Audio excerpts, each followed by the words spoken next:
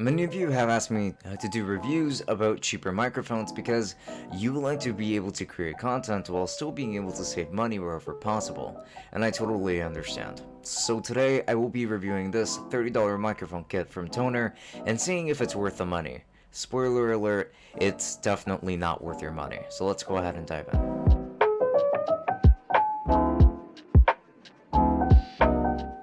For more great content just like this, just make sure to subscribe and then turn on the notification bell so that you don't miss any uploads. Also, leave a like and a comment down below with all of your thoughts on this video. And while you're at it, I always leave affiliate links down below in the description as well. But make sure that you check out Lukrembo so you can find the best deals on all of that tech that you're shopping for. It's a simple browser extension that helps you make the best purchasing decision. And lastly, don't forget to check out my merch store if you're into some monochrome clothing like everything I'm wearing right here. So with that said, links to everything down below.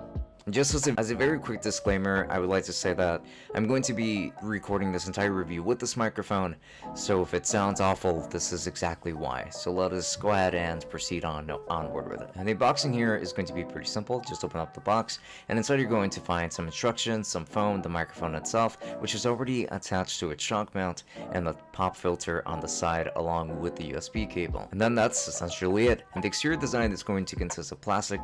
This microphone is quite small and very lightweight, so the build is really just fine in my opinion for the money. And this microphone is addressed from the top, which unlike most condenser microphones, I actually think that this is pretty cool because it behaves more so like a dynamic microphone in that sense, since a lot of dynamic microphones are addressed from the top just like this one, so I really like that. And the shock mount is nicely weighed, I would say, and though the tripod only has two positions, that is going to be fully closed and fully spread. The built-in pop filter is actually quite nice, and it's custom made for it, and it clips onto the shock mount, which is really awesome. So I do have to appreciate how they designed this whole thing in general. And now, I will say this entire time you have been listening to what this microphone sounds like, as I have been speaking into it throughout the entirety of this review. I honestly have to say that I do not like at all how I sound through this. I think that while it is pretty cool that it does actually come with a shock mount and a pop filter and all that stuff, as soon as you look at the price, you can see what this microphone can really offer,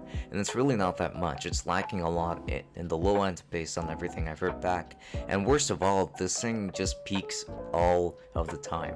Like, as I'm looking at the waveforms right here, it's going into the reds every second that I just go up or that I raise my voice ever so slightly, even though I actually dropped it just as much as I could and without it going super muted or anything like that. Like finding a sweet spot for the sound for this microphone is a bit of an issue for me in my opinion. I don't like what it offers in terms of sound quality, if I'm going to be completely honest. Like, you could have it like sitting on your desk with the included tripod, and it's just going to capture way too much sound, like the sound of your keyboard, the sound of your mouse clicks, and the sounds of just things around you, and anything that hits on the desk, it's going to pick it up, and that's just not a very good listening experience for the viewer.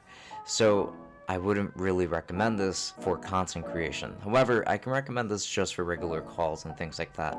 And I think that the most optimal way of actually using this is on an arm, as I have it right now, and even just a super cheap one like this one that only cost me like 15 bucks will make a bit of a difference there. Though I do have to say that the shock mount is actually pretty alright, and I do really like this pop filter as is. And even more so, beyond that, I still have some more gripes with it. And I can acknowledge that I've probably been really harsh on this microphone so far, but I still have even more complaints. A headphone jack would have actually been pretty great for monitoring the audio. It's become a must for me, so that I always know what I sound like, and the fact that this microphone lacks that is kind of a disappointment, but I understand considering the sound and considering the price tag.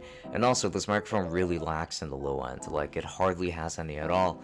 It mostly emphasizes the highs, and it just sounds really tinny when I speak into it.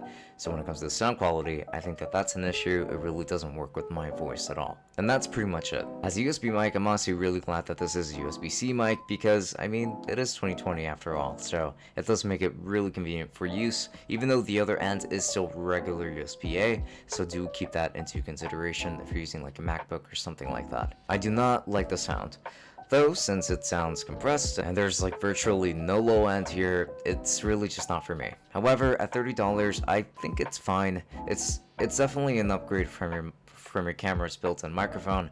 So if that's where you're working with and you have a very small budget, then I can recommend it under those circumstances.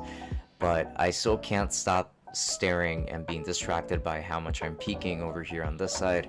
So honestly, if you have a slightly higher budget, I would recommend looking elsewhere, because there's so many other options, budget solutions, that even for just 10 or 20 bucks more, you can get a lot better sound. Even if it might not be like an entire kit like this, you are compromising on a lot right now. But yeah, that has been my verdict. I can't really recommend this so much. However, if you are still interested in purchasing this, or if you're interested in seeing any other alternatives that I went over this, then I'll be making sure to leave affiliate links down to Amazon in case you do want to buy those. If you end up using those, I would appreciate that quite a bit. And if you use a luster, it can actually help you find sales wherever you're shopping, so that's something that I also strongly recommend if you've never given it a try. So install that onto your browser, because I don't think you're going to regret it. It's just incredibly useful and non-intrusive, so links to that below as well. And also, don't forget that I stream every Friday and Saturday from 8 p.m. to 10 p.m. Eastern time, so if you would just like to stop by and ask me some questions, I'd be more than happy to answer them on the live stream. Most of my videos don't sound like this, so do forgive me if the sound just isn't good.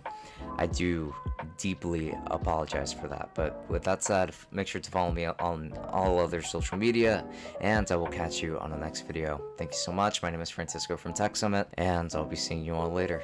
Enjoy.